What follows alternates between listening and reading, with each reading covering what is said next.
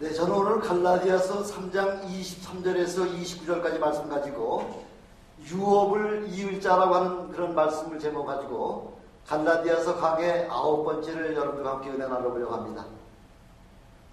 예수 그리스도는 구원의 문이십니다. 구원은 한마디로 말씀드리면 하나님의 신비라는 거죠. 왜? 모든 이들에게 구원의 문이 다 활짝 열려 있음에도 불구하고 다 구원받는 거 아니잖아요. 특별한 사람들, 하나님께서 허락하신 사람들에게만 구원이 허락됐다는 거죠. 믿음 하나로 얻는 값싼 구원같이 생각되지만은 전부 다 만부당하죠.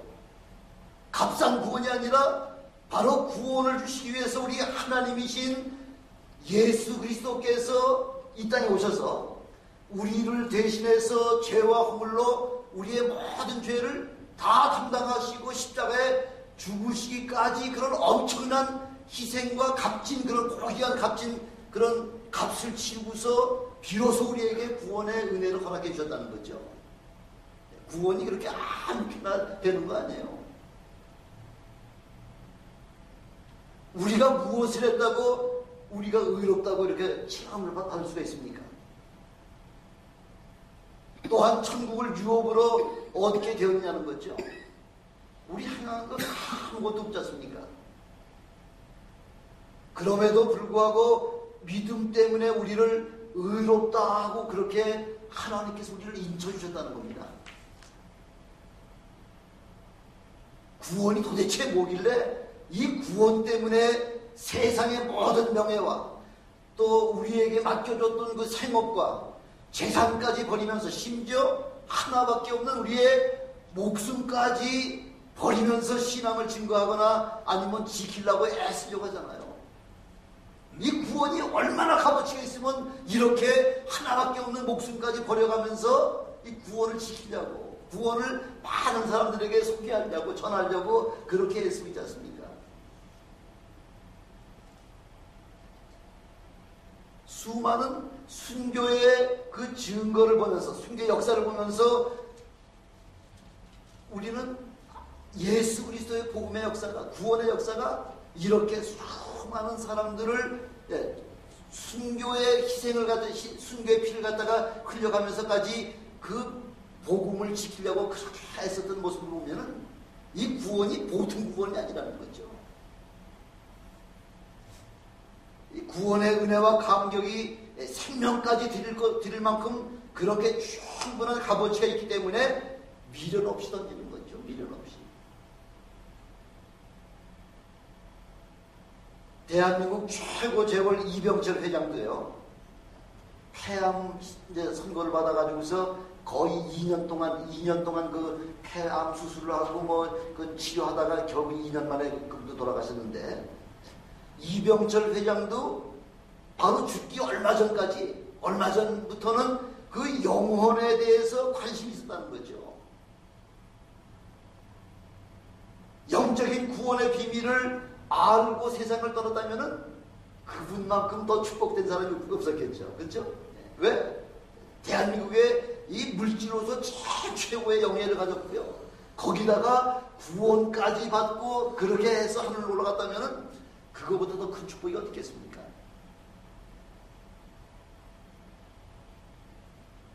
근데 이병철 회장은 죽기 한 달 전쯤 돼가지고 천주교 정의채 신부님, 바로 그 본명이 몬시올 신부님이신데 정의채 몬시올 신부님에게 영적 궁금증을 갖다가 여러 가지를 적어서 질문을 했다는 거죠.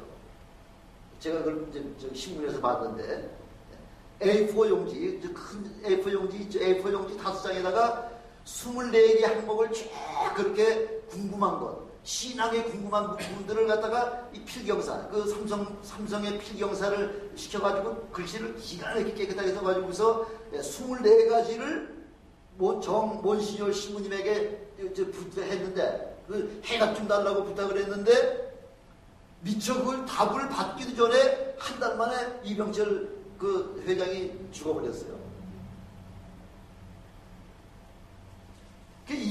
24가지의 그 질문 사항을 24년 후에 그 신부님이 공개를 하신 거죠. 보니까 내용들을 쭉 보니까 다 24가지 제가 다 보지 못했습니다만은 이제 그 제가 읽을 수 있는 부분만 보니까 하나님의 존재를 어떻게 증명할 수 있겠는가? 그게 궁금하다는 거죠. 어떻게 하나님이 계시다는 걸 증명할 수 있습니까? 이게 첫 번째 질문이고요. 두 번째, 하나님이 우주 만물을 창조하신 창조주라고 하는데 무엇으로다가 우리가 증명할 수 있냐는 거죠. 세 번째, 생물학자들이 진화론을 주장하잖아요. 예, 그렇다면은 모든 생물과 인간들은 바로 진화의 바로 그 산물이냐, 이거 이제 그거에 대해서 이제 물어본 거예요. 우리 인간도 그러면 진화가 되어서 원숭이가 진화돼서 그렇게 인간이 된다, 그거 이제 물어보는 거죠. 아 근데 질문한 걸 쭉 내용을 보니까 이병철 회장도 그 나름대로다가 성경을 많이 알고 계시더라고요. 그러니까 궁금한 게 질문이 되는 거죠. 들은 게 있으니까. 네 번째는 뭐냐면은 하나님은 사랑이시라는데 왜 죽음을 주었느냐? 그게 이제 네 번째 질문이고요. 다섯 번째 질문은 뭐냐면 신은 왜 악한 사람도 만들었냐는 거죠. 히틀러나 스탈린 같이 이렇게 악한 사람을 왜 하나님이 그런 사람들을 창조했느냐, 이제 그렇게 말씀을 또 물어봤고요. 그 다음에 여섯 번째는 뭐냐면 부자니까. 부자는 천국에 들어가지 못한다고 하는데 그러면 부자는 다 죄인인가? 아 이거 참 아주 이병철 회장답게 물어본 거죠. 나도 그럼 죄인인가? 죄인이죠. 왜? 예수를 안 믿었기 때문에. 조금만 더 뭐 원신열 그 신부님한테까지는 아니더라도 저한테만 물어봤다고 하더라도 제가 아주 시원하게 답변을 다 해드릴 수 있었을 텐데, 그러면 구원받고 자기만 구원받는 것이 아니라 자기 자녀손들에게 다 너희들도 내가 체험한 예수 너희들도 믿고 그렇게 믿어야지 너희들 영원히 살 수 있다고 해서 그렇게 그 아버지가 자녀손들한테 그렇게 구원에까지 확신까지 심어주고 떠났다고 할 것 같으면요, 이병철 회장보다 더 축복된 사람이 없었겠죠. 근데 불행히도 그 영혼의 구원을 받지 못하고 그렇게 그냥 한 달 만에 질문한 지 한 달 만에 답변을 받지 못하고 죽어버렸다는 것, 그게 참 얼마나 안타까운지 모르겠습니다.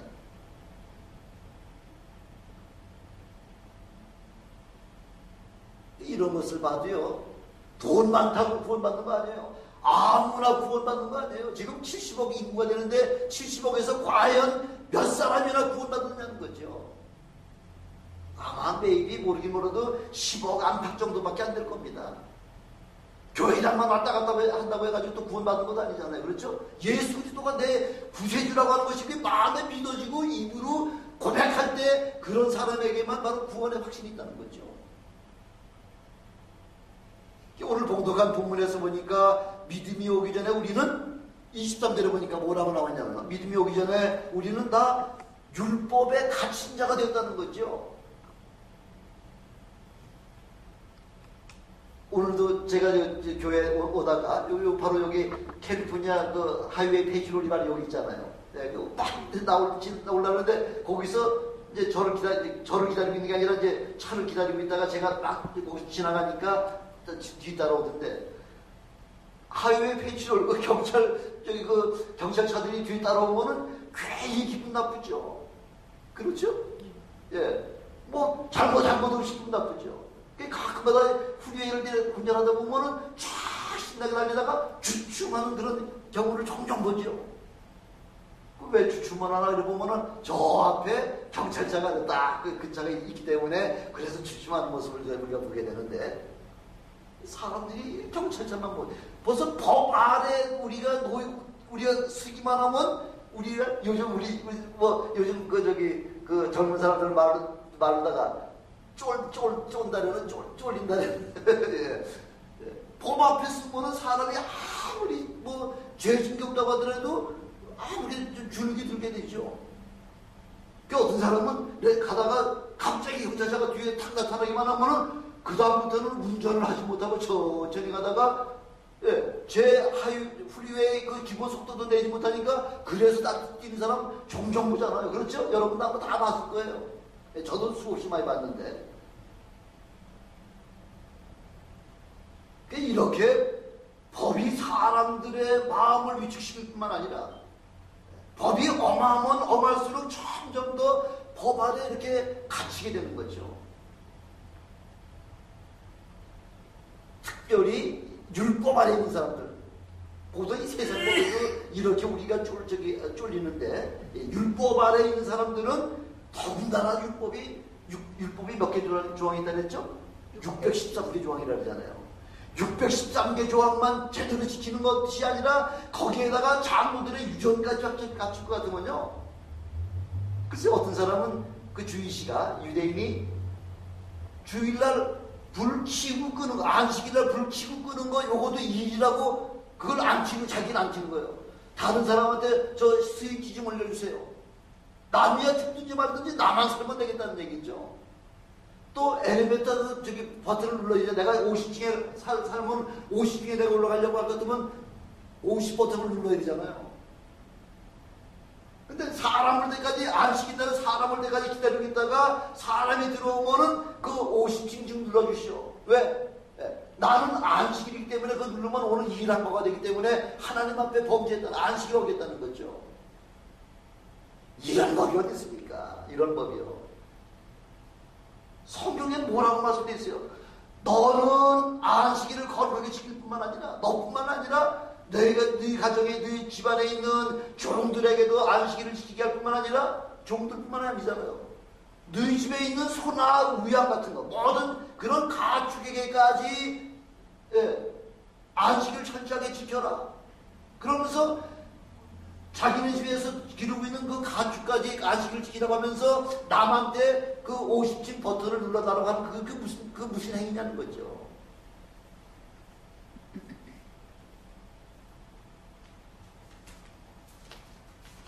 그런 신앙은, 그런 구원은 올바른 구원이 되지 못한다는 거죠. 남이야 죽든지 살든지 나만 살겠다는 마음 아니에요. 바로 그 사람은 율법의 노예라는 거죠. 도무지 자유가 없잖아요. 이래도 율법에 걸리고 저래도 율법에 걸리고 앞을 봐도 율법, 뒤를 봐도 율법, 다 법에 둘러싸이기 때문에 꼼짝을 못하는 거예요. 그래서 법에 갇혔다 지금 이렇게 말씀하고 있는 겁니다. 전에는 우리가 다 그렇게 했다는 거죠. 율법 안에서는 다 죄인입니다. 그러니 구원이 될 수가 없죠. 로마서에서 그러잖아요. 의인은 없나니 하나도 없다. 의인이 없다는 얘기 뭐예요? 다 죄인이라는 얘기죠. 그럼 결국은 율법으로는 살 수 있는 방법을 찾을 수가 없다는 거죠.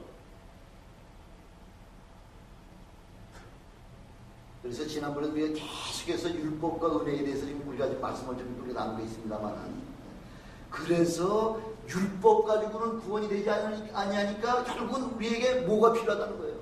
메시아가 필요하다는 거죠. 구원자가 필요하다는 거죠. 그래서 24절에 보니까 뭐라고 나왔냐면은 뭐라고 나와 있어요? 24절에 이와 같이 율법이 우리를 그리스도에게로 인도하는 몽학선생이다 이렇게 얘기하죠. 몽학선생. 율법은 우리를 도저히 율법 가지고서는 구원이 되지 못하니까 마침내 율법은 우리를 어디로 인도하느냐? 구원주 메시아에게다 인도하는 그 바로 몽학선생 역할을 한다는 거죠. 몽학선생. 몽학선생이란 말이 뭐예요? 부잣집 아이들을 그 눈이 오나 비가 오나 학교에 어디 데려다 줄 때 안전하게 데려다 주고 또 강을 건너는 일이 있으면은 강을 잘 무사하게 건너게 해주는 바로 그런 노예 중에 그 아주 가장 주인한테 신임받은 그런 노예가 주인의 그 아들을 갖다가 그렇게 잘 케어하는 사람. 또 그 아이가 학교 갔다 와서 공부해야 돼. 뭐 시험 공부하든지 아니면 호목을 숙제를 하든지 하는 건 이런 거 옆에서 도와주는 영어로 얘기하면 튜더예요. 튜더. 그게 몽학선생이에요. 그게 아무리 뛰어난 가정교사나 자기의 일꾼 중에 한 사람이 그렇게 뛰어나다고 하더라도 그런 뛰어난 노예가 주인의 유업을 받을 수 있냐는 거죠. 주인 못 받는 거예요. 아무리 잘해도.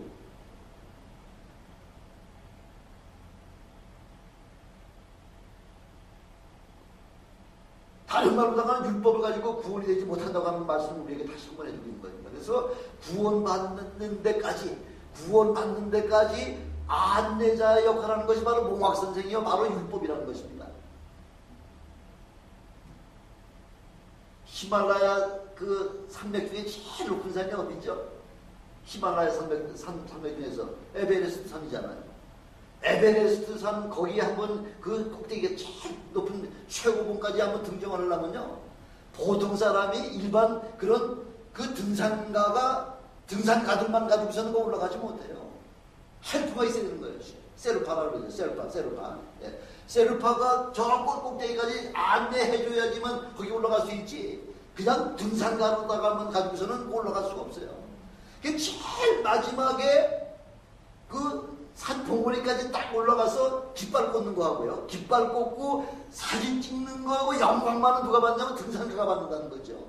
사실 누가 수고했는데, 그 세르파가 수고를 했는데 영광 받는 거는 등산가만 영광 받는 거지, 나머지 종들은 이름도 빛도 없잖아요.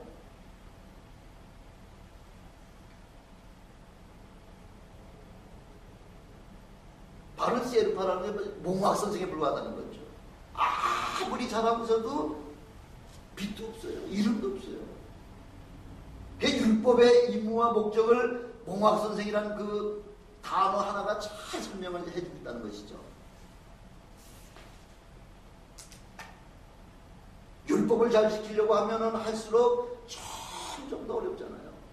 율법을 많이 알면은 더 많이 알수록 점점 더 삶이 힘들어지는 거죠. 차라리 모르면은, 모르면 그냥 모르는 데다 살면은 마음이 편하죠. 근데 율법을 많이 알고 아주 율법을 철저히 지키려고 하는 사람이 점점 더 힘들다는 거죠. 오죽하면 사도 바울이요, 로마서 7장 24절 25절에 보니까 오호라 나는 곤고한 사람이로다. 이 사망의 몸에서 누가 나를 건져내랴. 아무리 율법을 지키려고 해도 그 율법을 도무지 지킬 수가 없다는 거죠. 오호라 나는 곤고한 사람이라는 거죠. 이 사망의 몸에서 누가 나를 건져내랴. 그러면서 그 뒷말 때문에 위로가 되고 은혜가 되는 거죠. 우리 주 예수 그리스도로 말미암아 하나님께 감사하리로다. 예. 우리 주 예수 그리스도께서 이 사망의 권고한 우리의 그 삶을 그분께서 우리를 어떻게 해줬다는 거예요? 하나님 우리를 구원시켜 주셨다는 거죠. 그러니까 우리 주님 앞에 감사할 것밖에 없다는 거죠. 요한복음 8장 31절 32절에 보니까 너희가 내 말에 거하면 참 내 제자가 되고 진리를 알지니 진리가 너희를 자유케 하리라. 예, 예수 그리스도가 진리가 되신 예수 그리스도의 그 말씀이 우리의 심령에 들어오기만 하면은 그 다음부터는 우리가 율법에 눌린 자가 갇혀 있는 자가 아니라 그때부터는 우리가 율법에 자유한 자가 된다는 것이죠. 더 이상 몽학선 생활이 있지 않냐고 예수님의 은혜 안에 거할 수 있게 된다는 것이죠. 그래서 우리는 아무리 어렵고 힘든 율법이 우리를 억누른다고 하더라도 우리는 예수 그리스도의 은혜 때문에 우리는 자유한 사람이 되시길 주님의 이름으로 축원합니다. 두 번째, 우리가 유업을 받으려고 할 것 같으면요, 26절에 보니까 뭐라고 나와 있냐면요, 믿음으로 하나님의 자녀가 되었다는 거죠. 너희가 다 믿음으로 말미암아 그리스도 예수 그리스도로 말미암아 하나님의 아들이 되었다는 거죠. 하나님의 아들이 되어야지만, 하나님의 자녀가 되어야지만 비로소 뭐가 된다고요? 유업을 받을 수 있다는 거예요. 하나님의 유업을 받을 수 있다는 거예요.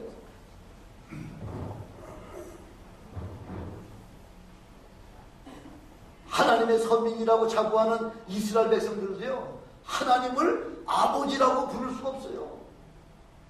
왜? 하나님은 두려움의 대상이요, 감히 가까이 할 수 없는 그런 존재이기 때문에 하나님은 두려운 분이세요.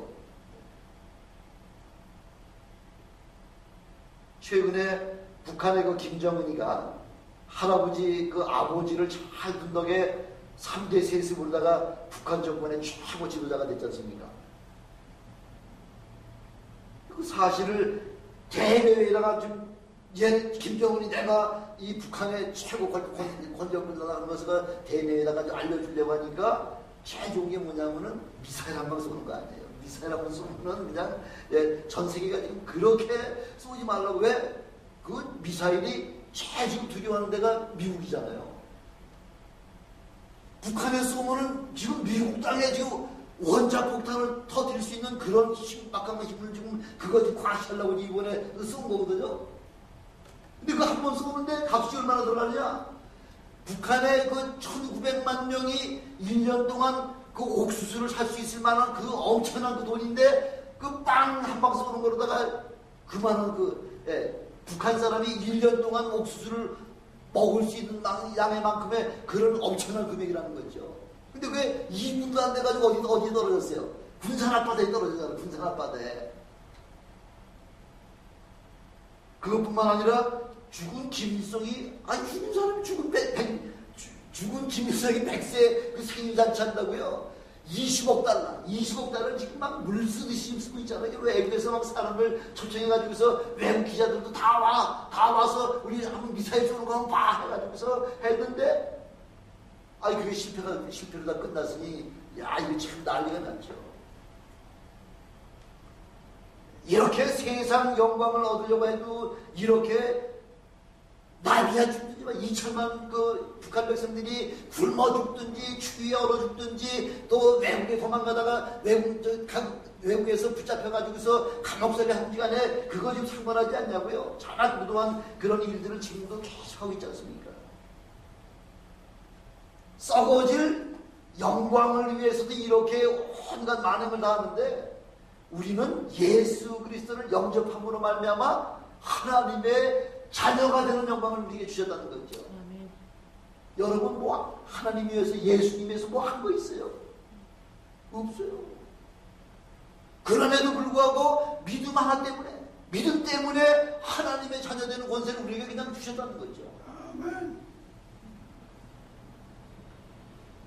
그 믿음의 표가 뭐예요?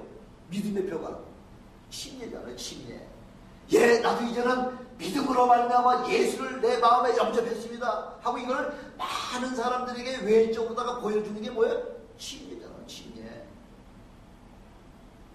그래서 27절에 보니까 27절에 보니까 뭐라고 나왔냐면은 누구든지 그리스도와 합하여 침례를 받은 자는 그리스도로 옷 입었다 그런 얘기예요.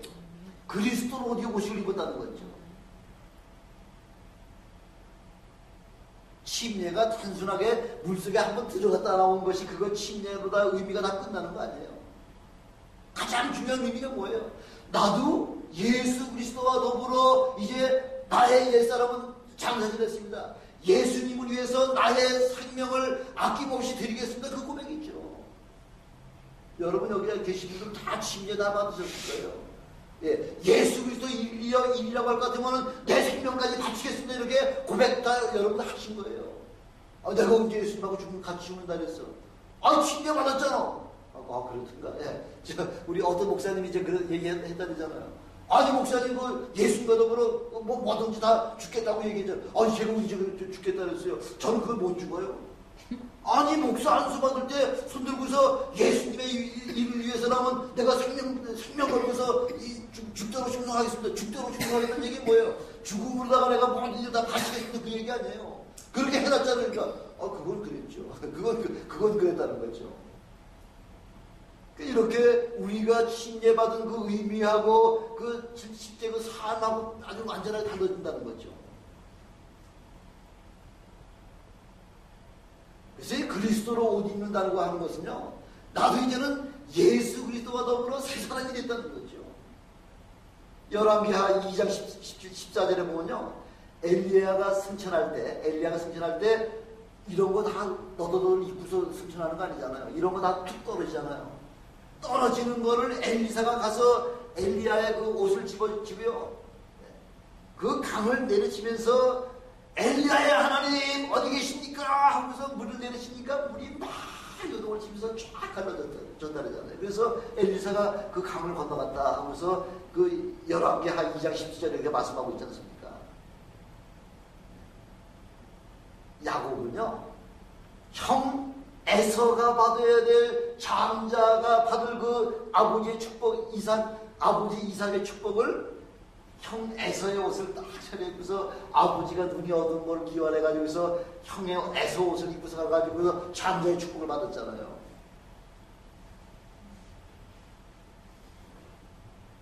믿음의 고백으로 침례를 받으면 그 순간부터 우리는 그리스도로 옷을 입게 된다고 하는 것입니다.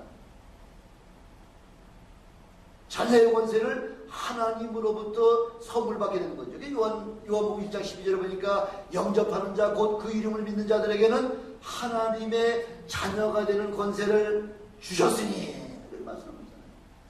영접하는 자, 마음에 영접하는 순간에 하나님의 자녀가 되는 권세를 이미 우리 하나님께서 여러분들에게 주셨다는 거예요. 여러분 이제 하나님의 자녀예요. 어디 가서든 마음껏 그 하나님의 권세를 갖다가 사용하시는 여러분 되시길 주님의 이름으로 축원합니다. 하나님의 자녀이면서도 밤낮 쩔쩔쩔 매고 뭐 밤낮 그렇게 되면 안 되는 거죠. 구원은 이미 예수님께서 이루어 놓으셨기 때문에 이미 우리는 믿기만 하라는 거예요. 믿기만. 예수님께서 이미 그 십자가를 통해서 십자가 고난을 통해서 이미 다 구원을 이루어 놓으셨기 때문에 우리는 믿기만 하는 거예요. 아니 믿기만 하는 것도 못해? 그렇게 쉬운 것도 못해?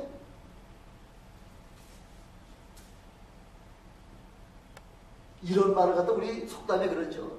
축복이 어떻게 들어왔다고요? 너무 부지에 들어왔다 그래요. 축복이 너무 부지에 들어왔는데 그 큰 축복도 마음을 꽉 닫아놓고 있으면은 누리지 못하는 거죠. 이 땅에 사시면서 하나님의 자녀된 권세도 마음껏 좀 누리시는 여러분이 되시길 주님의 이름으로 축원합니다. 왜 밤낮 귀신한테 옥매어가지고 쩔쩔매느냐는 거죠. 세 번째, 하나님의 자녀가 되는 데는 구별이 없다는 거죠. 28절에 나와 있죠. 너희는 유대인이나 헬라인이나 종이나 자주자나 남자나 여자 없이 다 그리스도 안에서 하나라는 거예요. 차별이 없다는 거죠.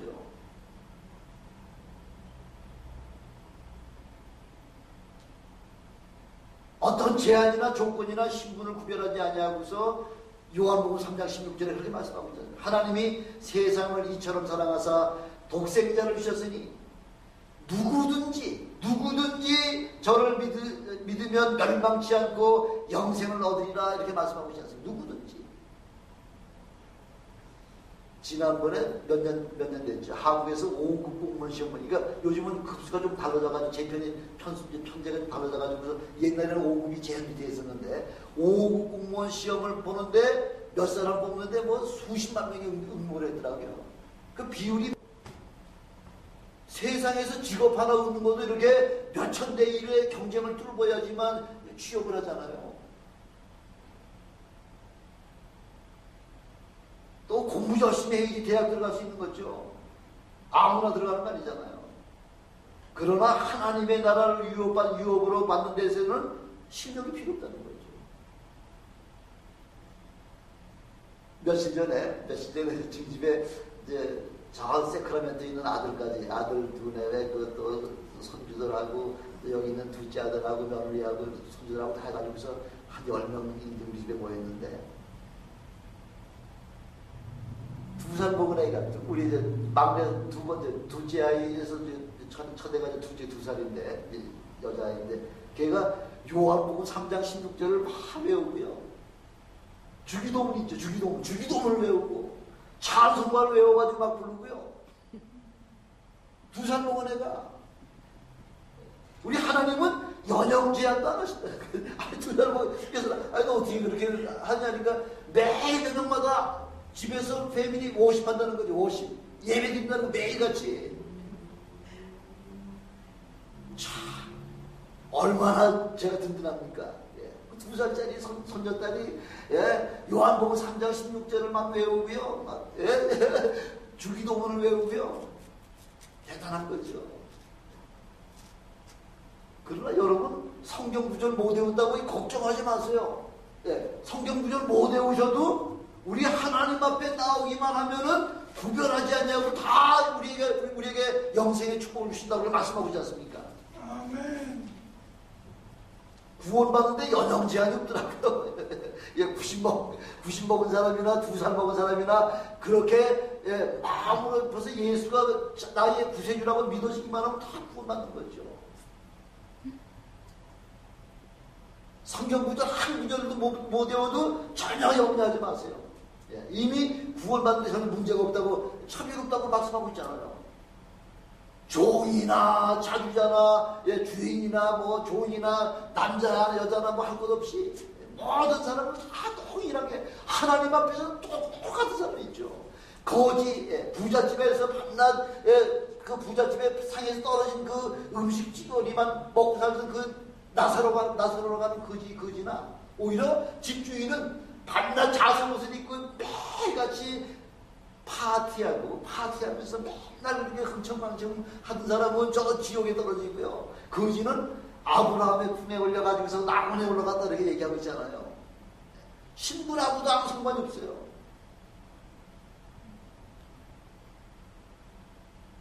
예수님이 하나님의 아들이신가, 내 죄 때문에 돌아가셨다고 하는 그 사실만 믿기만 하면 된다는 거죠. 지금은 어디 계세요? 하나님 보좌 우편에 앉으셔서 저와 여러분의 기도를 다 들으시고 하나님 앞에 중보하시면서 우리의 모든 죄의 문제를 해결해 주시는 그분이 바로 우리의 구세주 메시아 예수 그리스도시다. 이 그것만 고백하면은 구원에 전혀 문제가 없습니다. 그렇게 구원 받으신 여러분 되시길 주님으로 축원합니다. 인종차별도 없습니다. 배움의 차이도 없고요. 이렇게 하나님의 자녀가 되는 것은 오직 믿음만 있으면 된다고 이렇게 말씀하고 있죠. 이 감격과 유업을 여러분들 마음껏 누리시기를 주님의 이름으로 축원합니다. 제일 불쌍한 게요, 주어진 그 엄청나게 그런 은혜를 받아놓고서도요, 그런 엄청난 축복을 받고서도 그걸 누리지 못하는 그것만큼 어리석은 사람이 어디 있겠습니까? 여기 저 로비치에 가면은 큰 비행기를 하나 만들어 놓은 게 있죠. 보셨는지 모르겠네요. 그 비행기가 뭐냐면은 공중에도 날리기도 하고 또 바다에 떨어지면은 또 배같이 또 사용되어요. 그래서 공중과 그 배와 그 비행기를 겸해서 사용하려고 그 만드는 게 하워드 휴즈라고 미국에서 어마어마한 가부가 만들었어요. 결국은 한번 뜨다가 떨어지고서 말았어요. 실패를 했습니다만은 이 하워드 휴즈가요, 그 호텔에 제일 높은 데 있는 제일 최고 좋은 방이라 그랬죠. 호텔 제국대에 있는 방. 거기에서 깡통만 먹다가 죽었다. 깡통만 먹다가 영양실조로 죽었다는 거예요. 죽은 다음에 보니까 영양실조라는 거예요. 미국에서 제일 최고 간부가 눈이 왜 그렇게 먹지 못해서 죽었냐 그랬더니, 혹시 음식이 외부에서 들어오다 보면은, 식당에서 들어오다 보면 그 음식에다가 독약을 먹여가지고 나 죽일까봐. 그래서 외부에서 들어오는 음식을 일체나 거절하고 깡통만 사다 먹었다는 거예요. 깡통만. 이렇게 불쌍한 사람이 어디 있어요? 그 세계 최고 간부가 그새 먹지 못해가지고서 영양실조로 죽었다. 그 말 돼요? 그래서 뭐 그런 얘기 있죠. 그 잘 먹다가 죽은 뭐 때깔도 줬다 그러잖아요. 그럼요. 하나님께서 누리라고 주셨으면 마음껏 누리세요. 특별히 영적인 축복으로다가 누리시는 여러분 되시길 주님의 이름으로 축원합니다. 예, 그래서 믿음의 자녀들을, 우리 하나님은 믿음의 자녀들을 많이 두는 걸 제일 좋아하시잖아요. 믿음의 자녀들을 어떻게 두시는 거예요? 전도하는 거예요. 이번에 우리 또 김웅희 권사님 또 다음 주이면 또 한국에 나가시는데, 한국에 추수할 게 너무 많죠. 추수할 게 아까도 우리 사전 불렀잖아요. 다 하나님이 사랑하시는 그 추수를 할 것이 지금 기다리고 지금 허여가지고 지금 쌓여있다는 거죠. 가서 난만 되면 돼요. 난만 가서 말씀만, 예수 믿어야 살아요. 이 말씀만 하면, 그것만 하면 끝나는 거예요. 그 뒤처리는 누가 하신다고요? 우리 하나님이, 성령 하나님이 뒤처리, 우리 가서 선포만 하고 나면 뒤처리는 우리 하나님께서 해주신다고 그렇게 말씀하고 계세요. 그래서 여러분들 믿음의 자손들을 많이 두시는 저와 여러분이 되시길 주님으로 축원합니다.